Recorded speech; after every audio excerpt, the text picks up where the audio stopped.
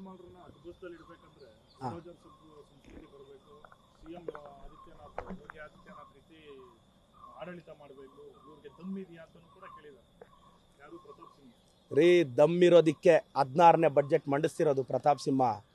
ಬುಲ್ಡೇಸರ್ culture ಅಂದರೆ ಏನೊಂದು state ಹೆಂಗಂದ್ರೆ ಹಂಗೆ ನಡ್ಸೋಕ್ಕಾಗುತ್ತಾ. ನನಗೂ ಅನಿಸುತ್ತೆ ಪ್ರತಾಪ್ ಸಿಂಹನ ಯಾಕೆ ಒದ್ದೊಳಕ್ಕಾಗಲಿಲ್ಲ ಅಂತ. ಆದರೆ ಸ್ಟೇಟ್ ನಡೆಸೋದು ಅಷ್ಟು ಈಸಿ ಅಲ್ಲ. ನಮ್ಮ ಜನ್ರೇಷನು ನಮ್ಮ ಏಜಲ್ಲಿ ನಾವು ಯೋಚನೆ ಮಾಡೋ ಶೈಲಿನೇ ಬೇರೆ, ಅವ್ರು ಯೋಚನೆ ಮಾಡೋ ಶೈಲಿನೇ ಬೇರೆ. ಸುಧಾಕರ್ ವಿರುದ್ಧ ಒಂದು ಆರೋಪ ಮಾಡಿದ್ರು, ಈ ಗಣಿಗಳಿಂದ ಎಲ್ಲ ಬೇಜಾನ್ ವಸೂಲಿ ಮಾಡ್ತಿದ್ದಾರೆ. ಅದು ನಾನು ಅವ್ರ ಬಗ್ಗೆ ಮಾತಾಡಬಾರ್ದು ಅಂತ ತೀರ್ಮಾನ ಮಾಡಿದ್ದೀನಿ. ಅವ್ರ ಬಗ್ಗೆ ನಾನು ಮಾತಾಡಲ್ಲ. ನಂದೊಂದು ದೃಢ ಸಂಕಲ್ಪ ಅದು.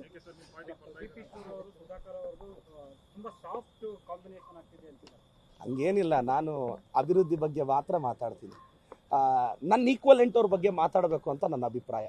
ನನಗೆ ಆರ್ ಅಶೋಕ್ ಅವರು, ಯತ್ನಾಳ್ ಅವರು, ಸಿ ಟಿ ರವಿ ಅವರು ನಾನು ಈಕ್ವಲೆಂಟ್ ಅಂತ ಭಾವಿಸಿದ್ದೀನಿ. ಅಂದರೆ ನಾನು ಆಲ್ ಲೆವೆಲ್ ಪೊಲಿಟಿಕಲ್ ಮೆಚುರಿಟಿ ಅಂತ ನನ್ನ ಅಭಿಪ್ರಾಯ. ಆಲ್ ಲೆವೆಲ್ ಪೊಲಿಟಿಕಲ್ ಮೆಚುರಿಟಿ ಅಂತ. ಮುಸಲ್ಮಾನರನ್ನ ಅಡ್ಜಸ್ಟಲ್ಲಿ ಇಡಬೇಕಂದ್ರೆ ಸಂಸ್ಕೃತಿ ಬರಬೇಕು. ಸಿಎಂ ಆದಿತ್ಯನಾಥ್ ಯೋಗಿ ಆದಿತ್ಯನಾಥ್ ರೀತಿ ಆಡಳಿತ ಮಾಡಬೇಕು. ಇವ್ರಿಗೆ ದಮ್ ಇದೆಯಾ ಅಂತಲೂ ಕೂಡ ಕೇಳಿದ್ದಾರೆ. ಯಾರು ಪ್ರತಾಪ್ ಸಿಂಹ ರೀ ದಮ್ ಇರೋದಕ್ಕೆ 16ನೇ ಬಡ್ಜೆಟ್ ಮಂಡಿಸ್ತಿರೋದು ಪ್ರತಾಪ್ ಸಿಂಹ. ಬುಲ್ಡೇಸರ್ ಕಲ್ಚರ್ ಅಂದರೆ ಏನೊಂದು ಸ್ಟೇಟ್ ಹೆಂಗಂದ್ರೆ ಹಂಗೆ ನಡ್ಸೋಕ್ಕಾಗುತ್ತಾ. ನನಗೂ ಅನಿಸುತ್ತೆ ಪ್ರತಾಪ್ ಸಿಂಹನ ಯಾಕೆ ಒದ್ದೊಳಕ್ಕಾಗಲಿಲ್ಲ ಅಂತ.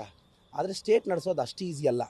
ನಮ್ಮ ಜನ್ರೇಷನು ನಮ್ಮ ಏಜಲ್ಲಿ ನಾವು ಯೋಚನೆ ಮಾಡೋ ಶೈಲಿನೇ ಬೇರೆ, ಅವ್ರು ಯೋಚನೆ ಮಾಡೋ ಶೈಲಿನೇ ಬೇರೆ.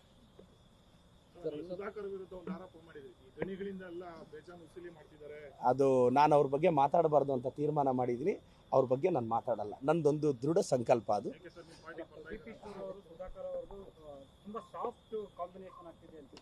ಹಂಗೇನಿಲ್ಲ, ನಾನು ಅಭಿವೃದ್ಧಿ ಬಗ್ಗೆ ಮಾತ್ರ ಮಾತಾಡ್ತೀನಿ.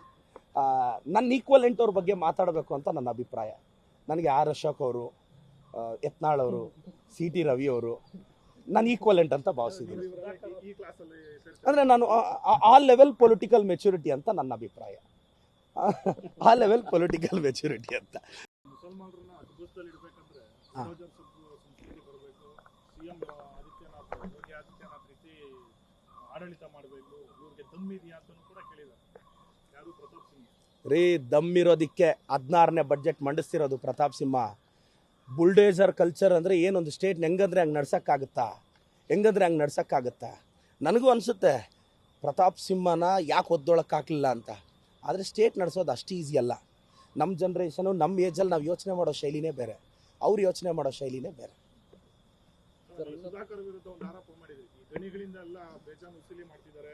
ಅದು ನಾನು ಅವ್ರ ಬಗ್ಗೆ ಮಾತಾಡಬಾರ್ದು ಅಂತ ತೀರ್ಮಾನ ಮಾಡಿದ್ದೀನಿ. ಅವ್ರ ಬಗ್ಗೆ ನಾನು ಮಾತಾಡಲ್ಲ. ನಂದೊಂದು ದೃಢ ಸಂಕಲ್ಪ ಅದು.